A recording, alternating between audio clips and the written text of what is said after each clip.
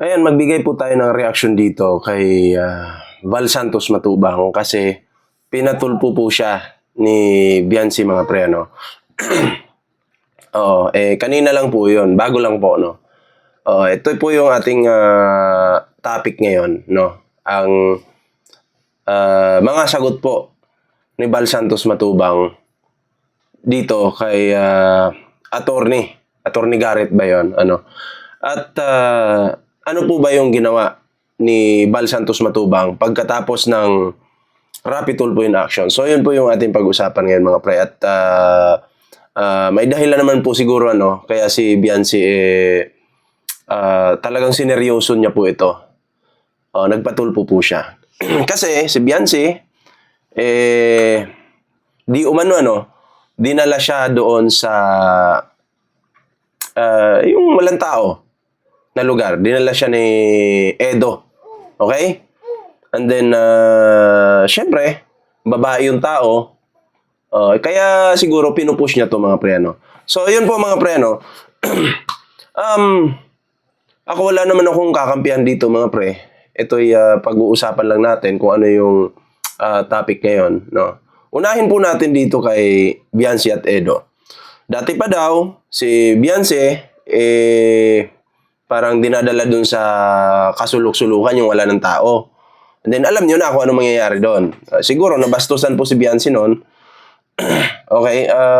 Pero, ang mali lang po ni Biancy, dapat noon pa lang, agad, nag-ano ka na, sumbong ka na, nagreklamo ka na, umayaw ka na. Kasi, ang tanong, bakit ngayon lang? Okay, bakit ngayon lang? So, yun po yung tanong dito mga pre, ano. And then, si Edo, sa pagkakaintindi ko po sa kwento, may nililigawan daw po itong si Biancy. Pero, bukod kay Biancy, may nililigawan pa palang iba. Okay? And then, yung nililigawan ni Edo na iba, nag-chat po dito kay Biancy. And then, ang kwento pala ni Edo doon sa nililigawan niyang iba, kung sino man yung babae na yon, ang kwento niya, parang ganito. Kami ni Biancy, love team lang naman yan. Wala naman totoo. Okay, siguro doon nasaktan si Biancy, kaya umayaw na talaga. And then ikaw ba naman, babae ka, dadaling ka doon sa lugar na madilim or walang tao, no? Which is, naiintindihan ko rin po itong si Biancy. Kasi babae po siya, di ba? Kayo po ba'y papayag ito, tanungin ko po kayo, papayag po ba kayo na inyong mga anak gaganyanin ng isang lalaki? Dadalhin dun sa kasulok-sulukan, yung walang tao, tapos medyo babastusin. Diba? Papayag po ba kayo? Okay? Huwag niyo pong husgahan si Biancy kasi hindi naman po siguro niya yung gagawin kung hindi siya po ay nagipit or nalagay sa alanganin sitwasyon. Diba? Feeling ko, nagsasabi po si Biancy ng totoo. Diba? And then, normal po sa lalaki na magkaroon ng kalibugan sa katawan. Normal po yan. Pero, dapat ilagay mo yan sa lugar. No? Kung may partner ka, pwede yun. Pero sa ganyan, hindi pa naman kayo opisyal na nagsasama, hindi mo pa girlfriend. So, sa tingin ko bawal yun. Diba? At wag nyo pong ipagtanggol yung mali. Okay? Pag mali is mali, huwag niyo pong ipagtanggol yan. So, naiintindihan ko po si Biancy kung bakit niya ito pinupush. Dahil po siya ay aayaw na dahil nababastusan na. Bakit po siya aayaw? Kasi, unang-una, nabastusan siya. Okay? Kaya umayaw. Pangalawa, kinukontent siya na pinupost yung kanyang muka. Pinagkakakitaan si Biancy ng mga kalingap reactors, lalong-lalo na ni Val Santos Matubang. Okay? Oo, pinupost ni Val Santos Matubang. And then, kanina nga, natulpo po. Nagpatulpo po si Biancy, mga pre. Oo, nagpatulpo po. Pinatulpo po si Val Santos Matubang. Ang request niya lang naman po, isa lang naman. Burahin na yung mga content sa kanya. Noon hanggang ngayon. Okay? Pasensya na po, may ubo po tayo, ha. And then, nakakatawa lang po yung response ni Val Santos Matubang. Okay? Kailangan pa daw magpa-barangay. Okay? Kailangan pa daw idaan sa barangay. Ang gusto lang naman nung may-ari ng muka, may-ari ng boses, okay, na si Beyonce, private niyo na yung video. Yun lang naman wala naman siyang hinihiling na iba. Sabi pa nga niya, yun lang naman yung gusto ko. Pero si Bal Santos Matubang gustong idaan sa barangay kasi may kapit siya sa barangay. 'Di ba? Kilala niya yung barangay. Ganun lang po kasimple yan. 'Di ba? At nagmukha po siyang tanga doon pasensya na pero si Bal Santos Matubang nagmukha pong tanga doon sa Rapid Tulfo in Action. Okay? Kasi ang sabi ni Atty. Garrett, bakit idadaan pa sa barangay kung pwede namang i-private na yung video? Siyempre si Bal Santos Matubang hindi papayag. Kasi nga pagkakakitaan pa niya, sayang nga naman, 'di ba? 'Di ba Bal? Bal Santos. Ikaw talaga nagmukha kang tanga doon, nakakahiya ka. 'Di ba? Oo, nagmukha kang tanga doon sa Rapid Tulfo in Action. Umiyak na nga si Beyonce kasi pati pamilya niya nadadamay at kung ano-ano pa daw yung mga pinagsasabi mo sa kanya ng mga masasakit na salita at mga libelous na salita. Sa live mo mismo. Naturingan ka pa naman pastor, pero bakit ka ganyan? Bakit ang bastos mo? Feeling mo untouchable ka. Hindi ka ba nahiya, Bal Santos Matubang? 'Di ba? Babae yung kalaban mo. Pinagkakakitaan mo, pinopost mo. Okay lang naman sana noon kasi pumayag naman siya na i-video siya ni Kalinga Prab. Okay lang yun. Walang problema doon. Kasi may sinabi naman si Beyonce na okay lang. Okay? Nag-vlog sila ni Kalinga Prab. Okay lang yun. Pero ngayon kasi umayaw na. Pag umayaw na yung tao, ibigay niyo po sa kanya yung kanyang karapatan. Okay? Huwag niyo nang pilitin pa. Ay, yun na nga, nagmukhang tanga si Bal Santos Matubang doon. 'Di ba? In-interview siya. Doon sa Rapid Tulfo in Action, in-interview po si Bal Santos Matubang. Okay? Pinipilit niya po na kailangan daw muna magbarangay. Bakit mo kailangan idaan sa barangay? Anong magagawa ng barangay? 'Di ba? Kakampihan ka lang naman yan kasi tropa mo, kakilala mo. Ano magagawa ng barangay? Ang obligasyon nila ay kampihan ka. Yun lang. Pero ang request ni Beyonce na siya ay tigilan na sa pagkukontent, no? Hindi mo binibigay. Alam mo, bakit lumala itong gulo na to? Okay naman si Kalinga Prab kasi nakatulong naman po sa kay Beyonce. Okay lang po yun. Wala pong problema dyan. 'Di ba? Pero kasi, alam nyo sino yung nagpalala nito?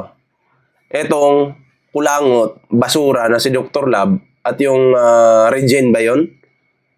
Regen? Oo. Sila po yung nagpalala. Kasi ginawa po nilang gatasan si Beyonce na kunyari ko, hindi, concern kami sa'yo. Concern kami sa'yo. Pero gagatasan ka namin. Magla-live kami araw-araw gamit yung pangalan mo, gamit yung issue mo. Hindi nyo pinatahimik si Beyonce. Kasi kung talagang pagpalagay na natin, sige, ginawa nga ni Edo yun. Nagkasala nga si Edo kay Beyonce. Sige, pagpalagay natin nagkasala nga si Edo, dapat idaanin nyo sa legal.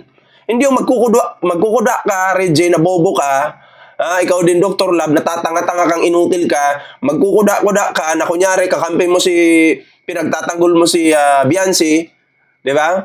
Pero pinagkakakitaan mo na, okay lang naman. Magtapi ka isang beses, dalawa, tatlo, pwede na yun, maximum na yung tatlo. Di ba?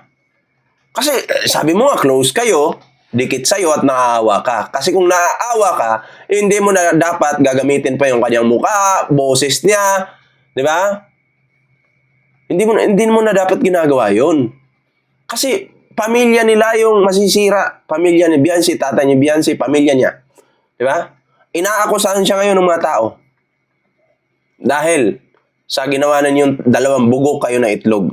And then may punto nga naman si Bal Santos Matubang.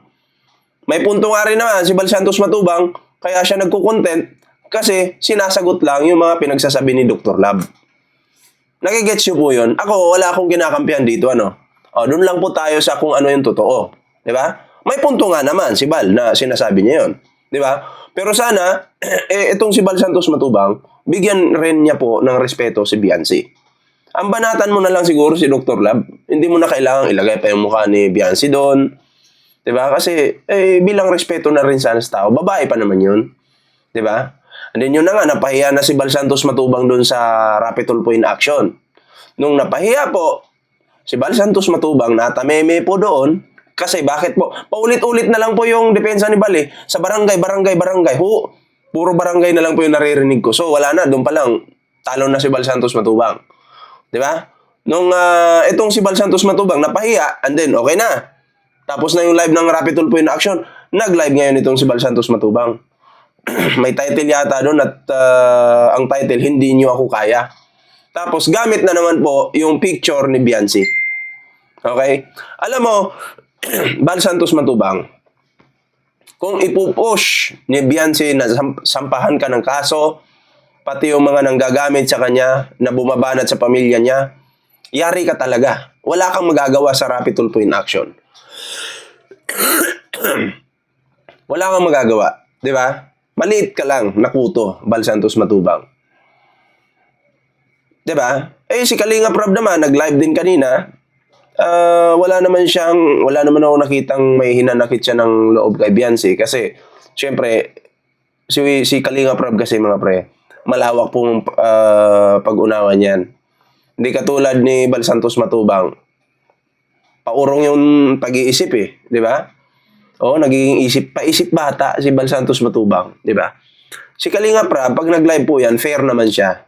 Di man siya yung bias katulad ng kanyang tatay, di ba? So yun po, yun na. Kung sa barangay lang din mag-aayos, walang mangyayari dyan. Panawagan ko po dito kay Biancy, lahat po na ng baboy sa pamilya niya, lahat na ng tarantado sa pamilya niya, sampahan niya ng kaso. Kasi pag once may kaso na po yan, matitigil na po talaga yan. Hindi, kasi kung idadaan nyo lang po sa barangay, eto panawagan ko po kay Biancy, makinig ka po. Idadaan mo lang po sa barangay, matitigil lang po yan ng 1, 2, 3 araw. Anong balik na naman? Diba? Kasi iisipin ng mga yan, hindi na babalik sa tulpo yan kasi ang layo-layo ng tulpo, mapapagod pa sila. Kung ako sa Biancy, sulitin mo na, nandyan ka sa Rapid Tulpo in Action, tutulungan ka niyan kung anong gusto mo, kasi karapatan mo naman yan, isagad mo na, magsampa ka na ng kaso. Diba? Kasi pag nakasampa na yung kaso, ay pwede naman mag-aregluhan pagdating ng panahon eh. Kasi ang purpose lang doon, para lang matigil na yung yung mga paninira, yung mga pagbanat sa pamilya niya, di ba? At ito pa, about sa bahay naman. Ewan ko kung tama ako, correct niyo po ako kung mali ako. Pagkakaintindi ko, binili yata yung lupa. Yung lupa ng kinatatayuan ng bahay ni Biancy ngayon, binili yata ng sponsor ni Biancy yung lupa. Yung lupa lang po, And then, yung iba, mga iba-ibang sponsor na yung nag-ambag-ambag para mabuo yung bahay.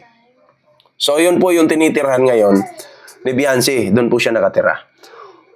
Si Bal Santos Matubang, gusto niyang bawiin yung bahay. Di ba? Gusto niyang bawiin, mga pre. Pero si Kalinga Prab, hindi naman po ganun. Hindi naman daw po binabawi. Wala naman sinabing ganun si Kalinga Prab na babawiin yung bahay. Wala naman po. Pero si Bal Santos Matubang, gusto niyang bawiin. Bakit? Ganyan ba yung kalingap? Bigay bawi? Diba? Pag nakikinabang ka sa tao, bibigyan mo ng bahay. Pag aayaw na, babawiin na yung bahay. Ganon. Isa lang naman po yung request ng tao. Diba? Ni Biancy, isa lang yung request. Tigilan nyo siya. Huwag nyo nang patahimikin nyo na siya sa social media. Huwag nyo gamitin yung mukha niya, yung katauhan niya. Di ba? Huwag nyo nang gamitin. Yun lang naman.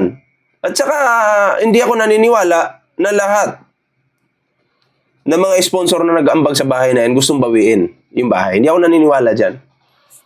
Bigay is bigay. Di ba? Pasalamat nga kayo kung nakatulong kayo. So ano pala to? Ganyan pala yung kalingap? Matapos ibigay to, babawiin na naman. Di ba? Eh, gusto pong magbawi niyan, kaklaruhin ko lang po. Eh baka mamaya magkamali-mali kayo ng pagmaritis dyan, Si Bal Santos Matubang lang po yung gustong bumawi ng bahay. Hindi po si Kalinga Prab. Ayan, para klaro lang po tayo, mga pre. Okay? Wala pong sinabi si Kalinga Prab na babawiin yung bahay. Okay? Klaro? Mga marites? Paano pa kaya, kung si Rapid Tulpo, yung nandun sa studio, naku, kawawa si Bal Santos Matubang. Eh si Atty. Garrett, yung utak niya, pinapaganan niya lang kung ano yung nasa batas. Di ba? Kaya ganun yung banat ni Atty. Garrett kanina. So, parang tanga din tong ibang kalingap. Parang tanga din po itong ibang kalingap. Hindi mo po lahat. May mga kaibigan nung nasa kalingap. Hindi po lahat. Yung mga tatamaan lang dito sasabihin ko. May nag-comment doon na ang sabi doon, ano ba yan? Attorney, magbasa ka naman ng comments. Ano yan? Live streaming para lang sa chismisan? Bakit babasahin yung comments ninyo? Sino ba kayo para basahin comments nyo? Di ba? Ay, hindi naman talaga sila nagbabasa ng comments. Oo, kasi focus po sila doon sa tinatalakay nilang issue. Wala silang pake sa comments nyo. Pero siguro kung importante talaga yung comments nyo, babasahin nila yan. Pero kung maritisan lang din, walang kwenta yan. At saka kayong mga kalingap, wag po kayong maging one-sided. Tingnan nyo rin po babae yan, si Biancy. Wag nyo sabihin na walang utang na loob, tapos tulungan, ganyan. Wala pong naitulong. Si Bal Santos Matubang, bagkos pinahihapan niya yung tao. Di ba? Wag kayong one-sided. Tingnan nyo po babae yan. Tapos di umano, dinala siya ni Ido doon sa liblib na lugar. And then, nabastosan si Biancy doon. Kaya, gusto na niyang umalis. Diba? Gusto na niyang umalis. So, yun po yung desisyon niya na yun. Respetuhin niyo po. Aalis na nga po eh. Unang-una po, hindi po si Biancy yung nagpagulo dyan. Hindi po si Kalinga Prab yung nagpagulo dyan. Okay? Sino pa yung nagpagulo? Etong Dr. Lab na to, etong Regine na to, at si Bal Santos Matubang. Kasi patula to. Di ba? Patula. So, sila po. Content dito, content doon, pero yung nagagamit yung isa, ginagatasan. Kunyari, nag-aaway-aaway si Bal Santos Matubang at si Regine at itong Dr. Lab, parinigan, pero kumikita sila. Di ba? Ang kawawa yung pinagkakakitaan. Gets niyo po ako? Huwag po kayong maging one-sided. Kasi ako po dito sa aking topic na to, hindi naman po ako one-sided dito. Okay? Tingnan niyo po yung kung sino yung may mali. Lahat naman may pagkakamali. Okay? Okay naman sana, wala namang issue yan. Kasi nagpaalam na nga, ayaw na, di ba? So okay na sana. Sino po yung nagpagulo? Si Dr. Lab. Nag-ingay sila at si Regine, nag-ingay sila kasi mawawala na sila ng pagkakakitaan. Yan po yung klaro. Diyan yung mga pag-umpugin ko yung dalawang puki ng inang mga itlog na bugok na yan eh. Di ba? Oo. Ay, kinaklaro lang po natin kung sino yung may mali dito. Ha? So, payo ko dito kay Biancy, magsampa na po ng kaso. Patulong na sa Rapid Tulfo in Action. Once nakasampa na yan, maniwala ka sa akin. Biglang mananahimik yung mga yan. Subukan nilang wag manahimik para madagdagan yung kaso nila. At dapat wag nang dumaan sa barangay ni Bal Santos Matubang. Diretso na sampa, kaso na. Kasi pupunta lang din naman ng barangay. Kakilala din naman nila yung kapitan, yung barangay. Si kapitan nga kanina, nagpanik, namutla. Nawala ng dugo. Kinabahan siya kasi tinawagan siya ng Rapid Tulfo in Action. Ang masasabi ko lang sa iyo, Kap, huwag kang maging one-sided, no? Siguro, hindi mo naman siguro gagawin. Pero huwag mo talagang gawin. Pagdating sa barangay ninyo, asikasuhin mo ng maayos. Dapat ang trato pantay-pantay. Payo ko lang naman sa iyo, Kap. Kapitan, di ba? So, ayun mga pre, kayo po, ano po yung inyong reaction dito sa ating video ngayon? Comment down below para naman po mabasa po natin yung inyong mga kanya-kanyang komento, kanya-kanyang reaksyon. Importante po yan kasi nagbabasa po tayo ng comments. Payo ko rin sa iyo, Bal Santos Matubang, huwag kang magyabang. Ang yabang mo. Tamo? Sabing wag nang gamitin yung mukha ni Biancy, ginamit mo talaga after ng live ng Rapid Tulfo in Action. Huwag ka naman bastos. Diba? Huwag ka pong bastos. Okay, mahiya ka po. Ginagamit mo na yung tao, ayaw nang magpa-video, ayaw nang magpa-vlog. Ayaw nang ipagamit yung mukha. Diba? Buti pa si Kalinga Prab nag-live. Wala ang mukha ni Biancy doon. Di ba? Pero natapik pa rin kasi normal naman yun na matapik kasi syempre natulpo eh. Di ba? Pero yun na yung request niya, no? Huwag nang gamitin yung muka. Pero ginamit pa rin ni Bal Santos Matubang. Oh, nakakahiya. Di ba? Alam ko, itong si Kalinga Prab, nasaktan din to sa mga nangyayari. Syempre, tatay niya rin yan, di ba? And then, yun na nga lang, para sa akin, yung nagpagulo talaga dito, yung dalawang itlog na bugok. Yun talaga.